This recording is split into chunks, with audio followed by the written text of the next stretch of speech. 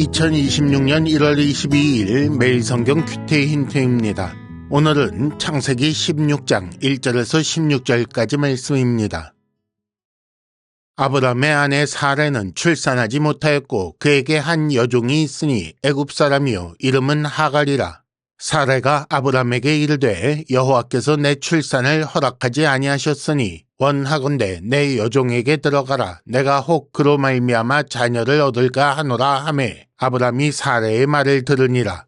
아브람의 아내 사레가 그 여종 애굽 사람 하갈을 데려다가 그 남편 아브람에게 첩으로 준 때는 아브람이 가나안 땅에 거주한 지 10년 후였더라. 아브람이 하갈과 동침하였더니 하갈이 임신하매 그가 자기의 임신함을 알고 그의 여주인을 멸시한지라. 사레가 아브람에게 이르되 내가 받는 모욕은 당신이 받아야 옳도다. 내가 나의 여종을 당신의 품에 두었거늘 그가 자기의 임신함을 알고 나를 멸시하니 당신과 나 사이에 여호와께서 판단하시기를 원하노라.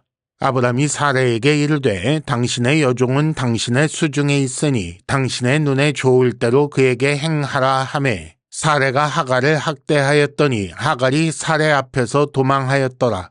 여호와의 사자가 광야의 샘물 곁 곧 술길 샘 곁에서 그를 만나 이르되 사레의 여종 하갈아 네가 어디서 왔으며 어디로 가느냐. 그가 이르되 나는 내 여주인 사레를 피하여 도망하나이다. 여호와의 사자가 그에게 이르되 네 여주인 내게로 돌아가서 그 수하에 복종하라. 여호와의 사자가 또 그에게 이르되 내가 네 씨를 크게 번성하여 그 수가 많아 셀 수 없게 하리라. 여호와의 사자가 또 그에게 이르되 네가 임신하였은즉 아들을 낳으리니 그 이름을 이스마엘이라 하라. 이는 여호와께서 네 고통을 들으셨음이니라. 그가 사람 중에 들나귀 같이 되리니 그의 손이 모든 사람을 치겠고 모든 사람의 손이 그를 칠지며 그가 모든 형제와 대항하여 살리라 하니라. 하갈이 자기에게 이르신 여호와의 이름을 나를 살피시는 하나님이라 하였으니 이는 내가 어떻게 여기서 나를 살피시는 하나님을 배웠는고 함이라. 이러므로 그 샘을 부엘라 헤로이라 불렀으며 그것은 가데스와 베렛 사이에 있더라. 하갈이 아브람의 아들을 낳음에 아브람이 하갈이 낳은 그 아들을 이름하여 이스마엘이라 하였더라. 하갈이 아브람에게 이스마엘을 낳았을 때에 아브람이 86세였더라. 아멘. 오늘은 큐티 힌트 3가지를 말씀드리겠습니다. 첫째는 아브람과 사레의 오해라는 주제이고 둘째는 하갈을 만나신 여호와의 사자라는 주제이며 마지막 셋째는 그럼에도 주신 은혜라는 주제입니다.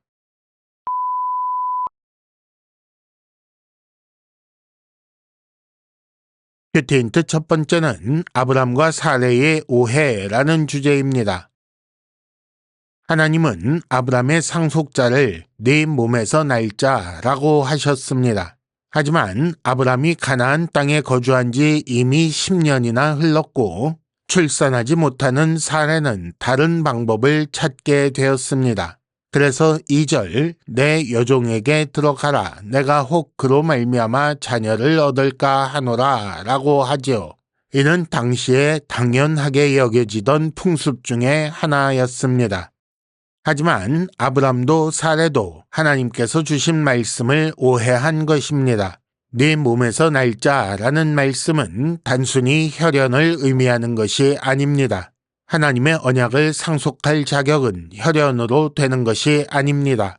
이는 동시에 혈연 때문에 제외되지도 않는다라는 것을 의미합니다. 하나님 나라의 일은 인간의 조건에 따라 좌우되지 않습니다. 우리의 구원도 오직 하나님의 뜻에 따라 이루어지는 것입니다. 첫 번째 힌트입니다. 구원의 조건을 자신에게서 찾지 마십시오. 큐티 힌트 두 번째는 하갈을 만나신 여호와의 사자라는 주제입니다. 6절에 보면 사레의 학대를 견디지 못한 하갈이 사레 앞에서 도망하였다라고 나옵니다. 그런데 7절을 보시면 여호와의 사자가 광야의 샘물 곁에서 하갈을 만나 주십니다. 그리고 그에게 이르시기를 여주인에게 돌아가 복종하라 라고 하시지요. 하갈이 종의 위치에 있다는 것을 여러 번 말씀하십니다. 여주인에게로 돌아가라는 것은 종의 위치를 기억하라라는 것입니다. 그리고 이렇게 하갈이 종이라는 것을 확인시키시는 이유는 그 아들 이스마엘도 종이라는 사실을 분명히 하시는 것입니다. 또 그가 종이라는 것은 하나님의 언약을 이어받을 수 없다는 것을 알려주시는 것이지요. 그런데 앞에서 혈연이 언약을 상속할 자격을 주거나 그렇지 않거나 하는 것이 아니라고 했습니다. 이렇게 혈연이 언약 상속 조건이 아닌 것처럼 혈연이 언약에서 제외되는 조건도 아니기 때문에 하갈의 아들이 종이라는 것은 혈연에 따른 말씀이 아닌 것이 분명합니다. 성경은 이런 방식으로 하나님의 언약을 누가 이어갈 것인지 관심을 집중시키고 있는 것입니다.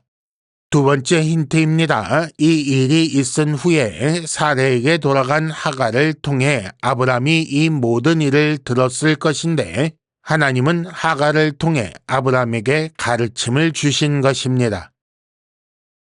큐티 힌트 세 번째는 그럼에도 주신 은혜라는 주제입니다. 여호와의 사자가 하갈에게서 태어날 아이를 축복하시는 말씀을 주셨습니다.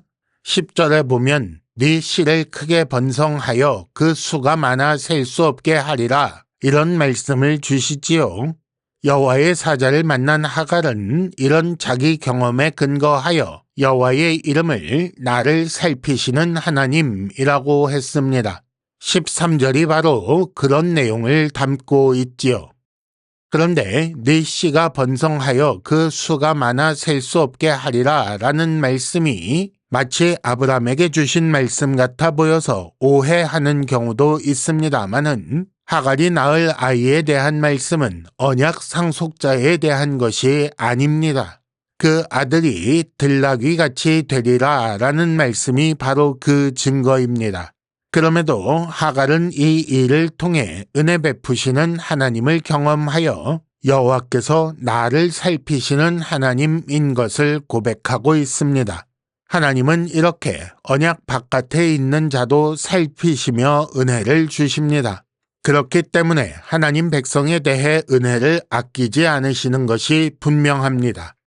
세 번째 힌트입니다. 살피시는 하나님에 대해 묵상하십시오. 이상으로 2026년 1월 22일 매일 성경 큐티 힌트를 마칩니다. 여러분 큐티를 통해 은혜 많이 받으시기를 바랍니다.